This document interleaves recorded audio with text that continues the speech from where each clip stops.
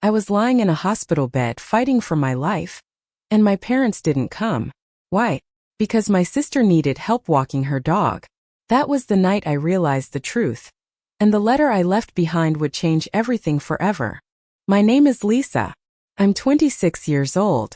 And this is the story of how my parents chose my sister's dog over my life, and how the letter I left behind changed everything. I opened my eyes to the harsh white glare of fluorescent lights.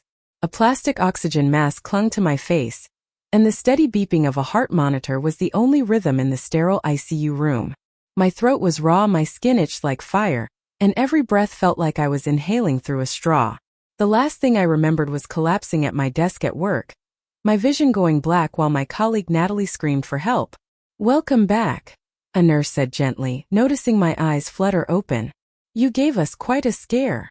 My voice was a hoarse rasp. "My parents." She hesitated, just long enough for the answer to cut before she even spoke. "They haven't been in yet. Would you like me to try calling them again?" The truth hit me with more force than the allergic reaction that had nearly killed me. They weren't coming. My parents, Harold and Diana Wilson, knew I was in the hospital fighting for my life, and they still weren't here. Why? Because my younger sister Victoria had asked them to walk her $3,000 purebred dog, Snowball.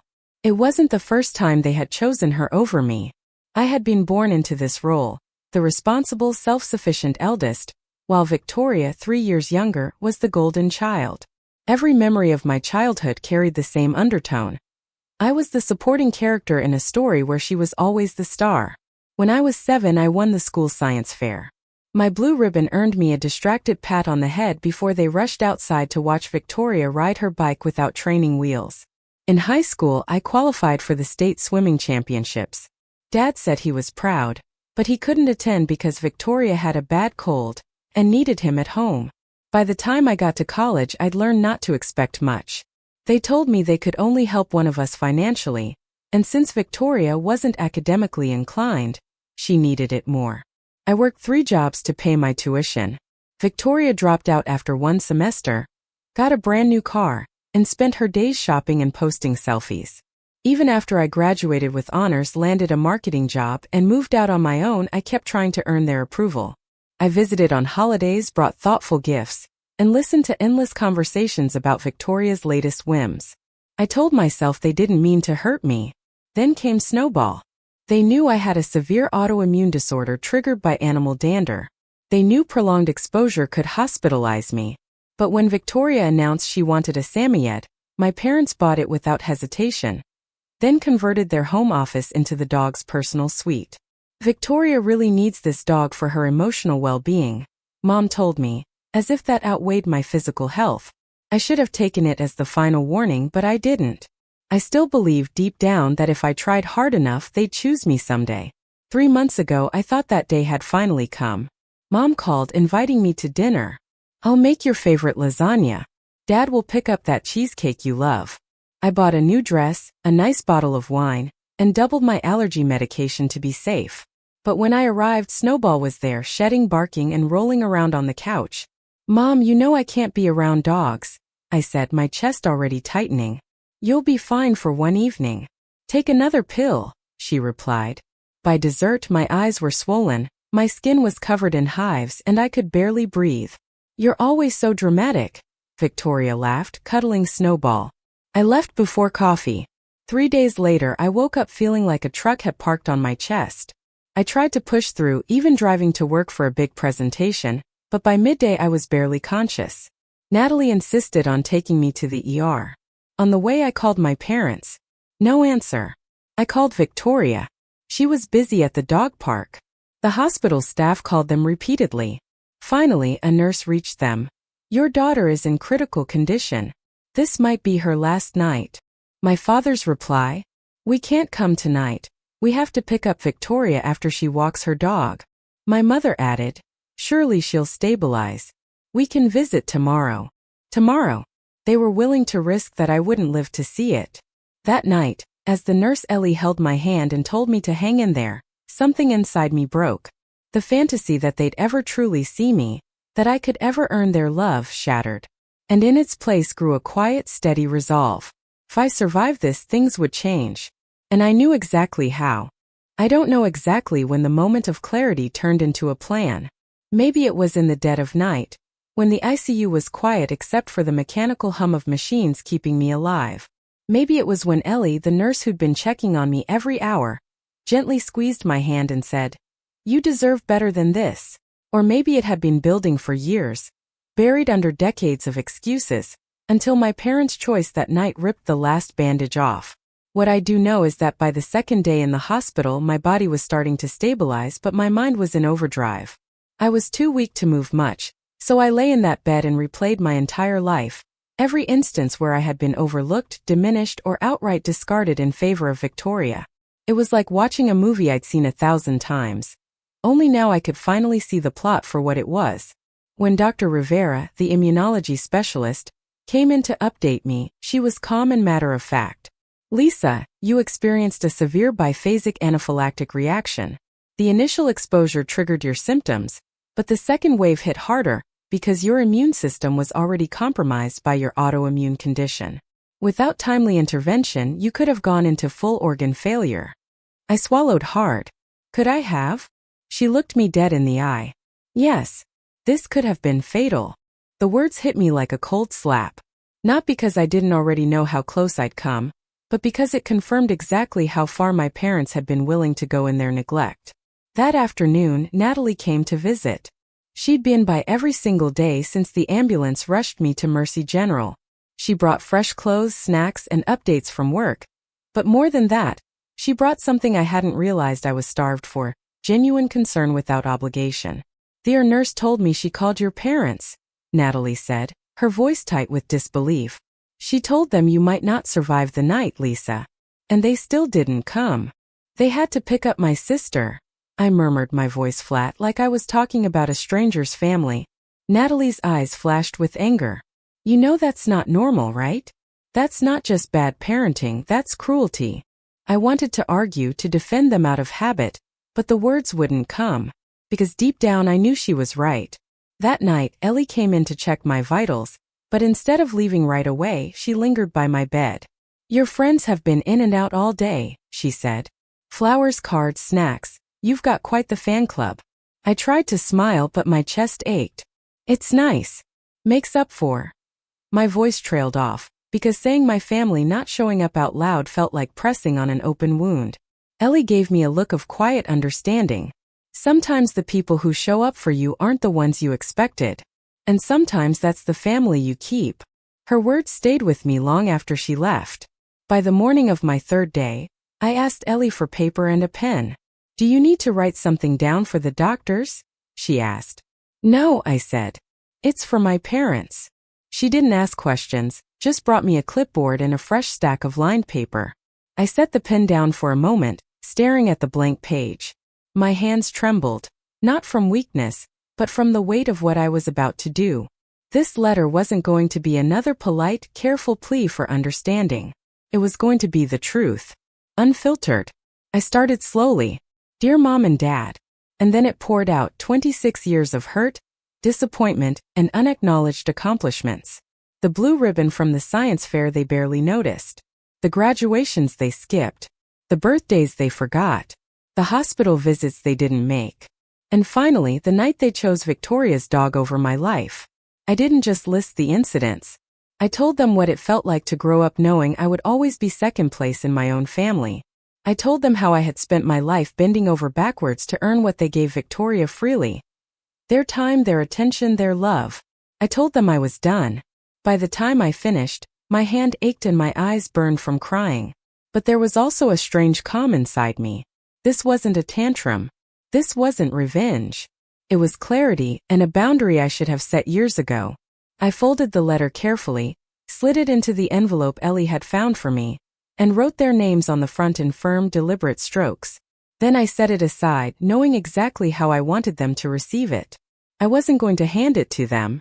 I wasn't going to watch their faces as they read it. I wanted the empty hospital bed to speak for itself, to be the silent backdrop to every word. On my 6th day in the hospital, Dr. Rivera cleared me for discharge. I asked Ellie to do one last thing for me. "When my parents finally come, can you give them this?" I handed her the envelope. Leave it on the bed like I just stepped out. I want them to read it there." Her expression softened with something between admiration and sadness. "I can do that." Natalie picked me up an hour later. Instead of going home, I went to her apartment, a pet-free sunlit space that smelled faintly of fresh coffee and clean laundry. It felt safe, like a place to breathe again. At exactly 3:15 that afternoon, as I sat with Natalie in a cafe across the street from Mercy General, I watched my parents walk through the hospital doors for the first time in a week. My heart didn't race. My hands didn't shake. I just sipped my coffee and thought, "You're too late." I didn't know yet how they would react to my letter. But I knew one thing for certain: whatever happened next, I wasn't going back to the way things were. The next day, Ellie called me. I had given her my number before leaving, not because I expected updates, but because I wanted her to be able to confirm when my parents had actually shown up. Her voice was soft but steady. "Lisa, they came. Right on time, just like you said." I didn't realize I had been holding my breath until it came out in a slow exhale. "And I walked them to your room," she continued. "Your father asked why no one called to tell them you'd been discharged. I told him you'd left earlier in the day. Your mother."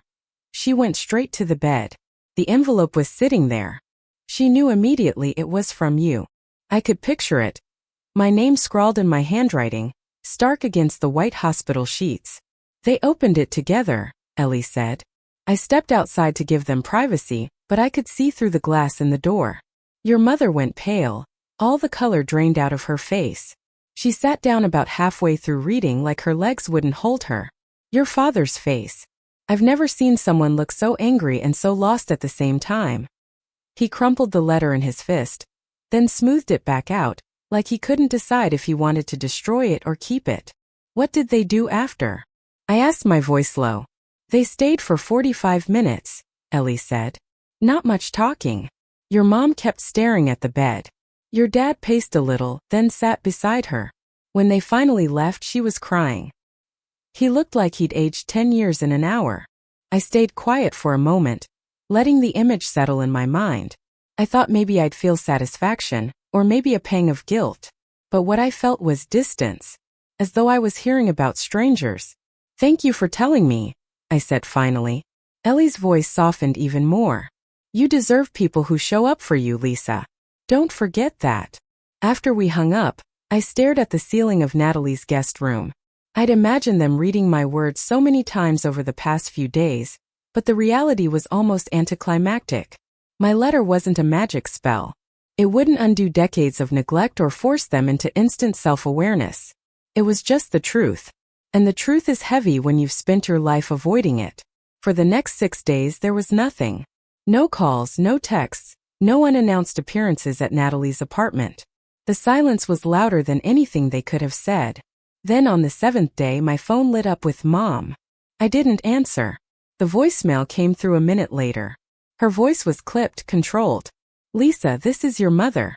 We got your letter. I think you're being very dramatic about this whole situation. Your father and I have always done our best for both you and Victoria. Call us when you're feeling more rational." I replayed it twice. She hadn't said she was sorry. She hadn't acknowledged that she'd left me in the hospital alone. She hadn't addressed the years of imbalance I'd laid out in detail. It was as if the letter had been written in a language she didn't understand, or didn't want to. 2 days later, an email from my father landed in my inbox. Longer, more measured. "Lisa, your letter forced your mother and me to confront some uncomfortable truths. While I don't agree with everything you wrote, I can't deny that we haven't always been as attentive to your needs as we should have been. The night the hospital called, we didn't understand the severity. We've become so accustomed to you handling everything on your own that we assumed this would be no different. That was our mistake, and I'm sorry for it. However, I believe you're being unfair in your characterization of our entire relationship. We have always been proud of your achievements and independence. Perhaps we didn't show it the way you needed, but that doesn't mean it wasn't there. I hope you will reconsider your decision to cut us off. Victoria misses you, and despite what you may believe, so do we." It was the closest thing to accountability I'd ever gotten from either of them. But even then, the apology was fenced in by denial, a refusal to see the bigger picture. It wasn't just one mistake that had driven me to write that letter. It was a lifetime. I forwarded the email to Lydia, the therapist Dr. Rivera had recommended, and we discussed it in my first session. Notice the way he acknowledges one incident but resists connecting it to a pattern, she pointed out. That's common when someone's not ready to face the full scope of their behavior. Should I respond? I asked. That depends on what you want from this, Lydia said. If you want them to fully understand they're not there yet. If you just want to acknowledge his partial step, you can do that briefly without reopening the wound. Or you can stay silent. Space is a valid choice. After thinking about it for 2 days, I wrote back a short reply. Dad, thank you for acknowledging that you should have come to the hospital. That means something to me. However, this is not about one incident. It's about a lifelong pattern that nearly cost me my life. I need time and space to heal, both physically and emotionally. I hope you can respect that. I never got a response. But 3 days later, Victoria called. Mom and Dad won't tell me what was in your letter, she said. But they've been fighting a lot. Mom cries randomly. What did you say? The truth, I told her. About how they've treated me compared to you my whole life. About how they didn't come to the hospital when the doctors said I might die because you needed help with your dog. There was a long pause. I didn't know it was that serious, she said finally. They just told me you had an allergic reaction and would be fine. Would you have done anything differently if you'd known? I asked. Another pause. I don't know. I guess I never thought about it. Things have always revolved around me. That's not your fault, I said quietly. That's how they raised you. But I can't keep playing my role in that dynamic. It nearly killed me. There was something different in her voice when she answered. Are you saying you don't want to be my sister anymore? No, I said. I'm saying I need to figure out how to be my own person first. We hung up without any resolution. But for the first time, I wondered if my letter might ripple further than I'd intended, maybe even toward her. The days that followed my call with Victoria were strangely quiet. Not the heavy, suffocating quiet of waiting for something bad to happen, but the kind of quiet that comes after you've finally put down a weight you didn't realize you've been carrying your whole life. Natalie's apartment became my safe harbor. She had given me the guest room, complete with a small writing desk by the window, and every morning sunlight poured in like a silent reassurance that I was still here, still breathing. My new medication schedule was pinned to the fridge in Natalie's neat handwriting. She made sure I ate, made sure I rested, and perhaps most importantly, made sure I didn't spiral back into that old habit of over-explaining myself to people who didn't care. Lydia, my therapist, was just as relentless about that. In our second session, I told her about my mother's voicemail and my father's email, and how Victoria's voice had sounded smaller than I'd ever heard it. Lydia listened carefully, then said, You've disrupted the family script. Right now they don't know what lines to say. The script? I asked. In a family like yours, she explained, everyone plays a role: golden child, scapegoat, peacemaker, enabler. The dynamic only works if everyone stays in their lane. You just stepped out of yours. That makes everyone uncomfortable. Even the ones who benefit from the system. Even Victoria, I said quietly. Especially Victoria, Lydia replied. She's had the comfort of attention without the pressure of earning it. Your letter forced her to see the cost of that. She may resent you for it. Or she may start to question things. Either way, you're no longer feeding the machine. Her words stuck with me. I wasn't just changing my own life. I had, unintentionally, nudged the entire structure of my family out of balance. By the 3rd week after my discharge, I was feeling physically stronger. I could breathe without thinking about it, my skin had cleared, and the crushing fatigue was beginning to fade. That's when I decided to go back to my apartment, though I knew I couldn't just slip back into my old routines. Mrs. Garza, my elderly neighbor, had been taking care of my cat the whole time.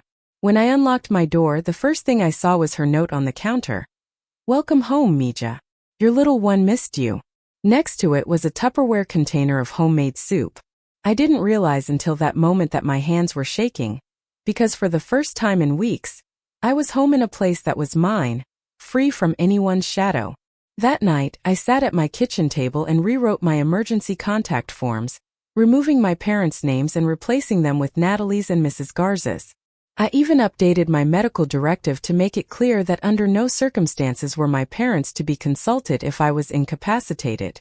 I felt lighter after sealing those envelopes, like I'd just quietly taken back a piece of my life they'd been holding all along. Victoria's texts started coming more often. At first they were surface level, "How are you feeling?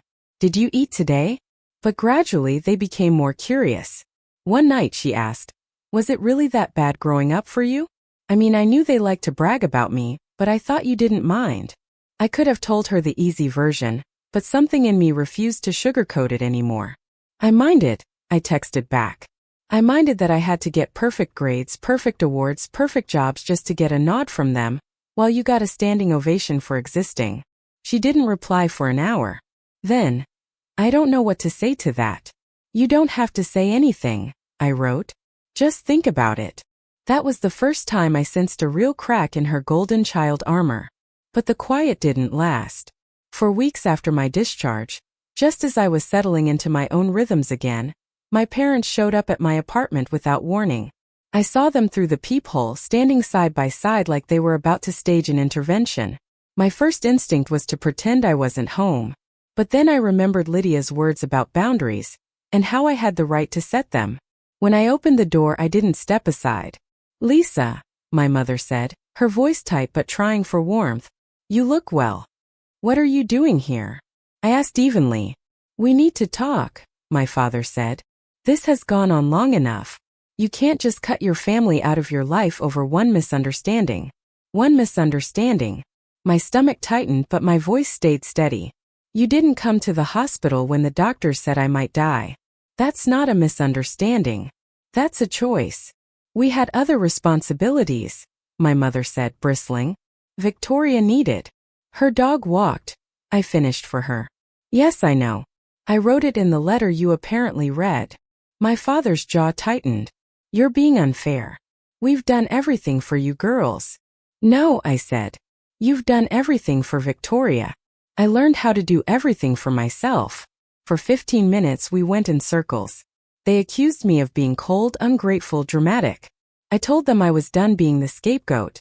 They pushed guilt, obligation, family loyalty. I held my ground. Finally I said, "This conversation is over. From now on, if you want to see me, you call first. If I say it's not a good time, you respect that. If you can't, you don't come." "This isn't over," my father said sharply. "You're right," I replied. "It's the beginning of me valuing myself enough to have boundaries."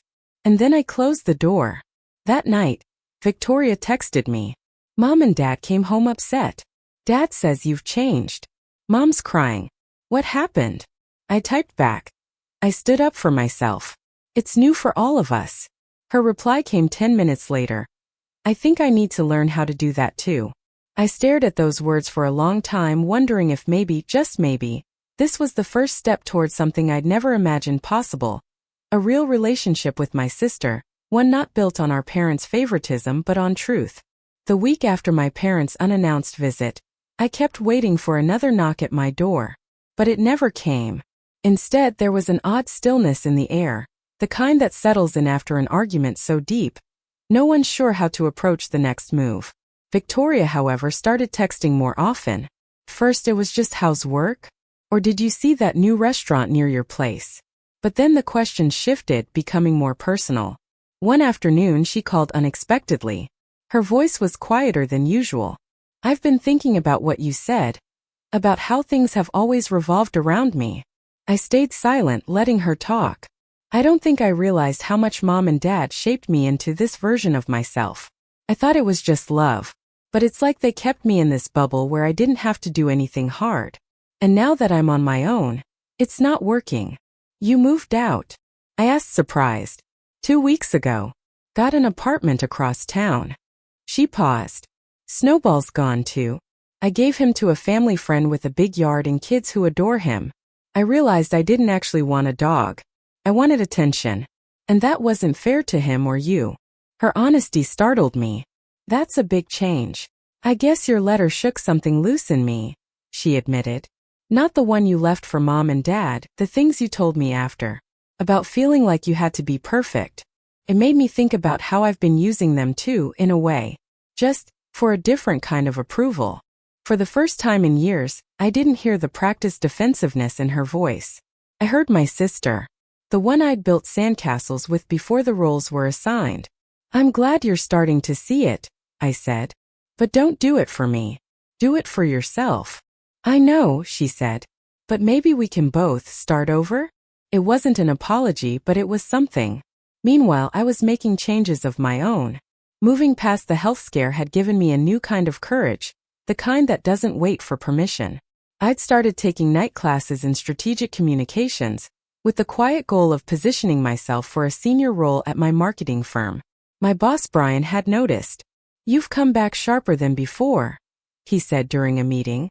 "Like you're not just working hard, you're working smart." I had to reevaluate my priorities, I said simply. What I didn't tell him was that for the first time, I was building my life without factoring in how it would be received by my parents. No more working myself to exhaustion for the hope of a crumb of recognition. Every choice I made now was for me. Mrs. Garza remained my unofficial anchor. Every Sunday she'd knock on my door with a dish she'd cooked and stay for tea. We'd talk about everything from books to neighborhood gossip. One evening she said, "Mija, you're brighter these days. Lighter. Like someone finally opened the curtains in your life." I smiled at that. She wasn't wrong.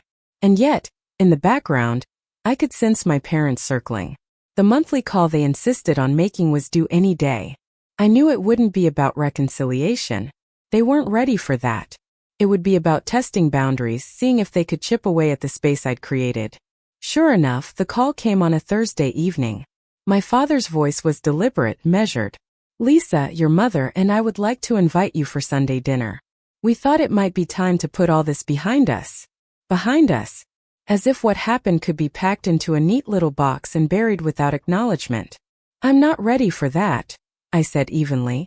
"When I am, I'll let you know." "You can't hold on to this forever," my mother cut in. "Family forgives."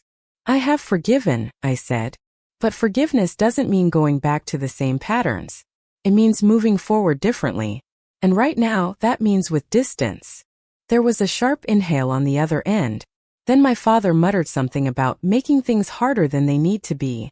And the line went dead. I set the phone down, my pulse steady. A year ago, that call would have wrecked me. Sent me pacing the apartment, questioning myself, drafting apology texts I didn't owe. Now it barely stirred the surface. 2 days later, Victoria texted again. "I heard they called you. They're upset." "I know," I replied. "I'm okay." She waited a moment before sending her next message. "I told them they need to stop showing up or calling without respecting your boundaries." They didn't like that. I stared at the screen, my chest tight in a different way. Not from anger this time, but something like cautious hope. It seemed we were both learning to say no, and that, more than any apology, was the beginning of something new. Still, I couldn't shake the sense that a bigger test was coming. My parents weren't the type to let go of control easily. And something told me the next time they tried, it wouldn't just be about a dinner invitation. The bigger test came sooner than I expected. It was a Tuesday evening, just after I'd finished a long day at work, and was debating whether to cook dinner or just order takeout, when my phone buzzed. It wasn't a call. It was an email from my building manager. "Lisa, your parents came by today asking for access to your unit, claiming it was an emergency. They said they'd left something important inside and you'd given them permission to retrieve it. I informed them that without your written consent, I couldn't allow entry. They weren't pleased. Just wanted to make sure you're aware in case they contact you directly." I stared at the message, my jaw tightening. I hadn't given them keys since I moved in, and I certainly hadn't given them permission to enter without me. Whatever emergency they claimed was urgent enough to violate my privacy clearly wasn't about my well-being. 10 minutes later, my phone lit up with "Dad, why are you trying to get into my apartment?" I asked before he could speak. His voice was already defensive. "We wanted to drop off some things you left at the house. Important papers. We thought you'd appreciate them. So instead of calling me to arrange a time, you tried to get in without my permission? You're overreacting," he said. "We're your parents. We shouldn't have to ask to visit your home." "Yes, you should," I said, my tone sharp enough to cut through the phone. "That's what boundaries are. And you're proving exactly why I set them." There was a pause, then my mother's voice replaced his. Lisa, we just want to see you. You've shut us out for weeks. This isn't healthy. I laughed, not because it was funny, but because the irony was almost unbearable. I was in the hospital fighting for my life, and you couldn't be bothered to see me then. Now you're breaking rules to get into my apartment because you want to see me? That's not concern. That's control. You're twisting things, she snapped. We've always looked out for you. No, I said. You've always looked out for Victoria. And now that I'm not playing the role you gave me, you don't know what to do. Her silence on the other end was the first genuine pause I'd ever heard from her in an argument. I'm hanging up now, I said finally. If you ever try to enter my home without permission again, I'll involve building security and the police if I have to. You wouldn't, my father started. Try me, I said and ended the call. My hands were shaking as I set the phone down, but it wasn't fear this time. It was adrenaline, the raw, unfamiliar energy of not backing down. That night, I called Lydia and told her what had happened. They'll escalate before they back off, she warned. But every time you hold your boundary, you're teaching them that the rules have changed.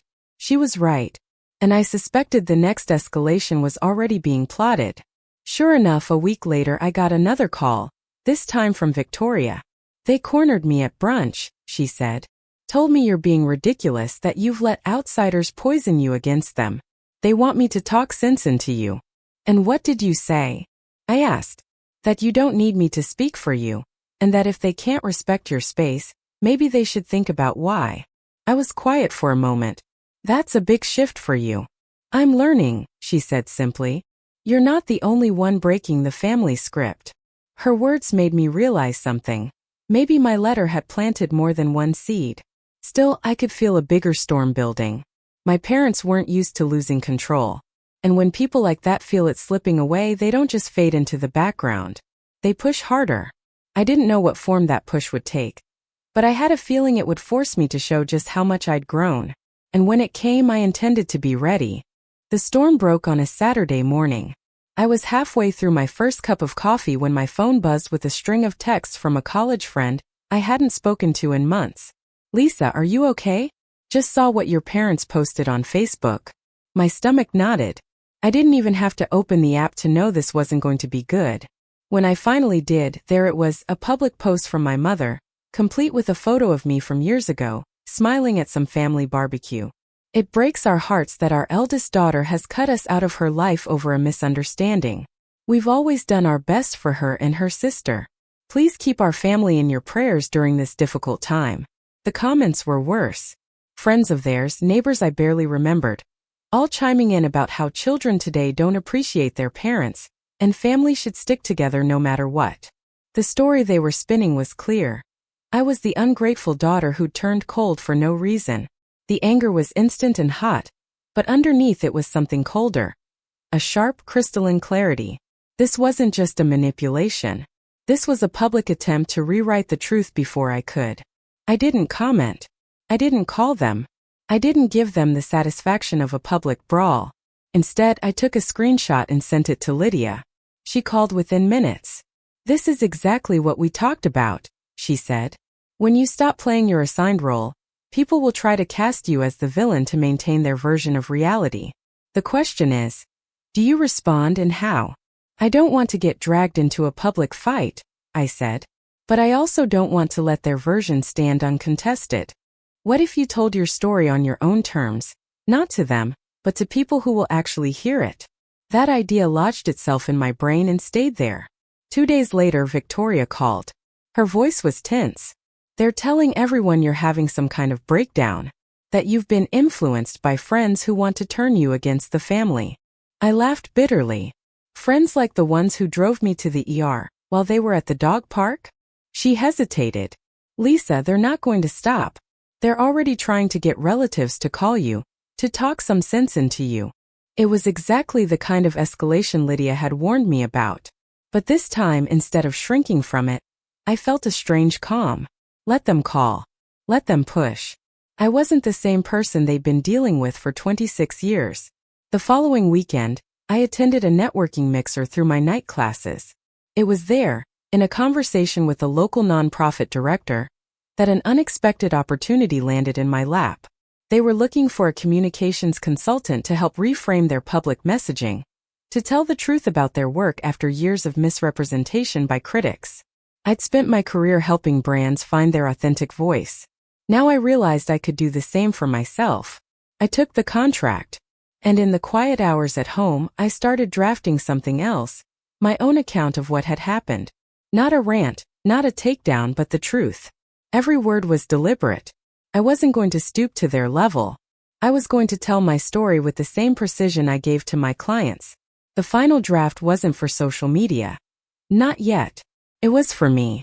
A way to make sure I remembered every detail exactly as it happened in my own words, unclouded by their narrative. When I was done, I sent a copy to Victoria. No preamble, no instructions. Just the truth. She called me that night, her voice trembling. "Lisa, if this is what you went through, if this is what they really did, then they're lying to everyone." "They always have," I said. "This is just the first time. I'm not letting it go." There was a long pause. "Then I'm not letting it go either." That was the moment I realized the balance was starting to shift. The golden child was no longer protecting the throne, and my parents had no idea the ground was already crumbling under their feet. Victoria didn't just keep her word. She moved faster than I expected. 2 days after our call, she sent me a text. "Met with Mom and Dad today. I told them I know the truth. They did not take it well." I called her immediately. "What did they say?" She gave a humorless laugh. "Oh, the usual. That you've exaggerated everything. That you've turned me against them. That I'm ungrateful now, too. Dad even said maybe they shouldn't have helped me move out if this is how I was going to repay them." There was something raw in her voice, but it wasn't guilt, it was disbelief. "Lisa, I swear I've never seen them so defensive. It's like they can't even imagine that both of their daughters could think for themselves." I hesitated before asking, "So where does that leave you?" "On your side," she said without pause. "I'm done pretending I don't see what's going on." For the first time in years, I felt something unfamiliar when it came to my sister, trust. That trust was tested almost immediately. The very next weekend, I got an email from a local community center I'd once volunteered with. They were hosting a charity dinner and had received a special request from my parents to seat me with them at the main table as a surprise reconciliation. The director thankfully thought it best to ask me first. My parents were trying to stage a public scene, one where they could play the part of the loving, wronged parents welcoming their wayward daughter back into the fold. And if I refused to show up, they'd spin that too. I forwarded the email to Victoria. She called me within minutes. "Lisa, don't go. They're setting you up." "I know," I said. "But maybe I should let them try on my terms." "Your terms?" I smiled, though she couldn't see it. "If they want an audience, I'll give them one. But I'm going to decide the script." Over the next few days, I planned every detail. I let the community center know I'd attend, but that I'd be bringing a guest. That guest would be Victoria. We would arrive together side by side, making it impossible for our parents to pretend she was still their unshakable ally. When the night came, I chose my armor carefully. A simple but sharp navy dress, hair pulled back, minimal jewelry. Not flashy but impossible to ignore. Victoria wore black, sleek and confident, nothing like the childlike pastel outfits our mother used to pick for her. As soon as we walked in, I saw the flicker in my parents' eyes, surprise, then calculation. "Lisa," my mother said, rising from her seat with arms outstretched. "Oh, sweetheart." I didn't step into her hug. "Mom. Dad." My voice was calm, polite, and utterly devoid of the eager warmth they were used to. "Let's not make a scene," my father said quickly, his smile tight as he gestured to the seats they'd arranged beside them. "We'll sit over there," I said, pointing to a table across the room. "That way we can all enjoy the evening without making anyone uncomfortable." It was subtle, but I saw it, the flicker of panic. This was supposed to be their moment, their performance, and I just denied them the stage. Throughout the dinner, I could feel their eyes on us. Victoria and I laughed with other guests, spoke with community leaders, and even talked about collaborating on a small charity project together. Every time our parents glanced over, they saw something they couldn't control, two daughters united, rewriting the family dynamic without them. When the event wrapped up, I walked over to their table, Victoria at my side. I appreciate the invitation, I said evenly. But if you truly want to reconcile, it won't be in a public spectacle. It will be in private, with honesty, and without rewriting history. My mother's lips tightened, my father's jaw clenched. They didn't answer. That's what I thought, I said softly and turned away. That night, as Victoria and I sat in my apartment eating takeout in our dresses, she grinned at me. You know, I think you just beat them at their own game. No, I said, smiling back. I just stopped playing. But deep down, I knew it was more than that. For the first time, they had been the ones left standing on the outside looking in. And I wasn't done yet. I should have known they wouldn't let the charity dinner be the end of it. When people like my parents feel their grip loosening, they don't fade quietly, they go for one final power play. It came a week later in the form of a registered letter delivered to my apartment. At first glance it looked official. A heavy envelope, my name typed neatly on the front. Inside was a printed invitation to a family meeting at their house. The wording was formal, almost corporate. Lisa, we believe it is time to put recent misunderstandings behind us. As your parents, we feel it is in everyone's best interest to come together for a constructive discussion. Please be at our home next Saturday at 2 p.m. Your absence will be understood as a refusal to reconcile. The last sentence was underlined. It was pure manipulation wrapped in the guise of maturity. An attempt to corner me, to make me either submit to their terms or be painted as the unreasonable one. I stared at the letter for a long moment, then set it down and called Victoria. They sent you one too? She asked before I even said hello. They did, I said. And I'm not going. Neither am I. There was a note of defiance in her voice I hadn't heard before. Lisa, they're not going to like that. They'll tell the whole family you refused to meet. Then let them, I said. If they want to make it a public story, I'm ready to tell the full version. That's when the plan clicked into place. I'd been holding my own narrative close, sharing it only with people I trusted. But maybe it was time to make sure the truth couldn't be twisted again. I spent the next few days writing. Not a letter this time, but a detailed account of everything, the favoritism, the hospital incident, the letter I'd left behind. I didn't embellish. I didn't exaggerate.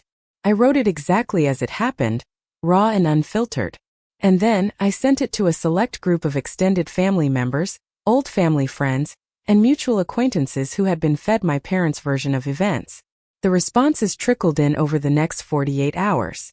Some were stunned. Some were apologetic. A few admitted they had suspected something was wrong for years, but hadn't wanted to interfere. And then there were the ones who didn't reply at all, a silence that spoke volumes. By Friday, Victoria called again. They're furious, she said, trying not to laugh. Dad said you've humiliated them. Mom says you've ruined the family's reputation. The truth isn't what ruins reputations, I said. The behavior is. Saturday came and went without me setting foot in their house. Instead, I went hiking with friends from my night classes, people who knew nothing about my parents and everything about the version of me I was becoming. Late that evening, my phone buzzed with an unfamiliar number. I almost didn't answer, but something made me swipe. It was my father. His voice was low, almost tired. Lisa, you've made your point. We read your account. And I asked, my voice calm. And I can't deny what happened at the hospital. Or before that. There was a pause, heavy with words unsaid. I'm not promising anything will change overnight. But I'm thinking about things differently. It wasn't an apology, not exactly. But it was the first crack in his armor. Then keep thinking, I said. When you're ready to have a real conversation without control, without rewriting history, you know where to find me. I hung up before he could respond. For the first time in my life, the power in our relationship wasn't in their hands. It was in mine. The final reckoning didn't come in some dramatic, door-slamming showdown. It came quietly, in a moment so ordinary it almost slipped past me. It was a Sunday morning about 3 weeks after my father's unexpected call. I was sitting at my kitchen table with a fresh cup of coffee, my cat curled up in the sunbeam on the floor, when my phone buzzed with a text from Victoria. They've stopped talking about you, it read. No more Facebook posts. No more poor us stories at family dinners. Just silence. I didn't reply right away. Instead, I sat there and let it sink in. This was what winning looked like. Not them admitting defeat, but them realizing they could no longer control the story. They had tried to shape me into the difficult daughter, the ungrateful one, but I'd taken the pen out of their hands. That afternoon Victoria came over. We sat on my couch eating leftover pasta, and she told me she'd been thinking about everything, not just the way they treated me but the way they had shaped her too. I didn't realize how much I relied on them for my identity, she said, twirling her fork. When you stopped playing your role, it forced me to look at mine. I don't want to be the dependent one anymore. I want my own life. You're already starting, I said. And it's not going to be easy. They're going to push back. I know, she said. Then she looked at me with a small, determined smile. But at least now I know I have someone on my side. Hearing that felt better than any apology my parents could have given. Over the next month, my world kept expanding in ways I hadn't anticipated. The nonprofit consulting work I'd taken on led to a permanent part-time role, one that came with a higher profile in the community. I was invited to speak at a local leadership panel about advocacy and boundary setting, and for the first time, I stood in front of a room full of strangers and told my story without flinching. I didn't name my parents. I didn't need to. What mattered was that I was no longer ashamed of it. People came up afterward to thank me. One woman said, "You just put into words the thing I've been trying to explain to my own family for years." Another handed me a card and said, "Call me if you ever want to collaborate." The more I spoke my truth, the less power the old version of my life had over me. My parents' approval, once the air I thought I needed to breathe, had become irrelevant. One evening as I was closing up my laptop after a long day, I thought about the girl I used to be, the one who sat in her car outside family dinners, taking extra allergy pills and telling herself not to expect too much. The one who walked into every interaction hoping for crumbs of love. That girl was gone. In her place was a woman who knew that love without respect isn't love at all. A woman who could look at her own reflection and see someone worth standing up for, worth protecting, even if the people who raised her never had. I hadn't just survived my parents choosing my sister's dog over my life. I had built a life that didn't require their choice at all. When I locked my apartment door that night, I thought about the letter I'd left on that empty hospital bed. 4 handwritten pages that had changed everything. It hadn't transformed my parents into the people I once wished they were. But it had transformed me into the person I was always meant to be. And that was enough.